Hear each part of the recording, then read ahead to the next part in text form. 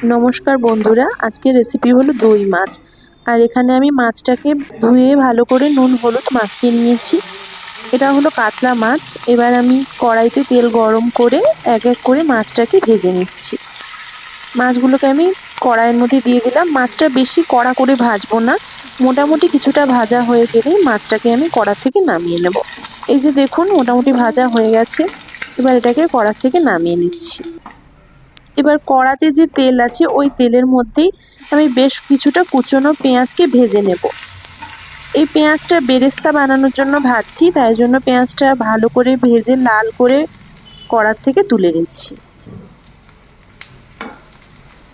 এবার ওই তেলের মধ্যেই আমি কিছুটা গোটা জিরে এবং শুকনো লঙ্কা ফোড়ন দিয়ে তারপরে আমি পেঁয়াজ বাটা দিয়ে দিলাম।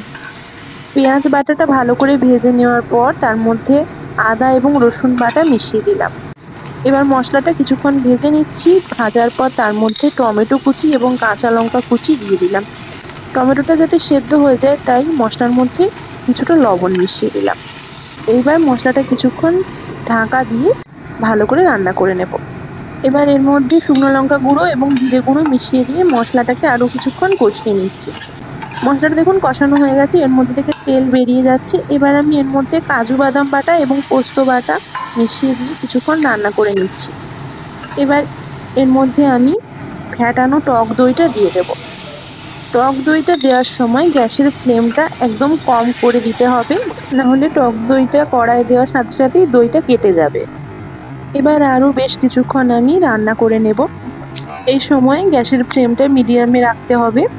দিয়ে কিছুক্ষণের মধ্যেই অল্প অল্প যেই ফুটতে শুরু করবে তারপর আমি এর মধ্যে গ্রেভির জন্য জল অ্যাড করব। আমার কাছে এখানে মশলার কিছুটা জল ছিল, তো আমি সেই মশলার জলটাই এখানে ব্যবহার করলাম।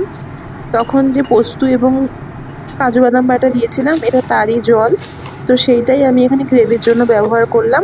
তো অনেকে দুধ দিয়েও গ্রেভি বানান, তো সেইভাবেও আপনারা করতে পারেন। এরপর আমি একটু চিনি দিয়ে দিচ্ছি, কারণ দই কাতলা একটু মিষ্টি স্বাদের হয়। এবং শেষে অল্প একটু গুঁড়ো গরম মশলা দিয়ে দিলাম। দিয়ে আমি বেশ কিছুক্ষণ ফুটিয়ে নেব। এরপর আমি এর মধ্যে আগের থেকে ভেজে রাখা মাছগুলো দিয়ে দিচ্ছি। মাছটা দেওয়ার পর অল্প কিছুক্ষণ ফুটিয়ে নিলেই রান্না একদম তৈরি হয়ে যাবে।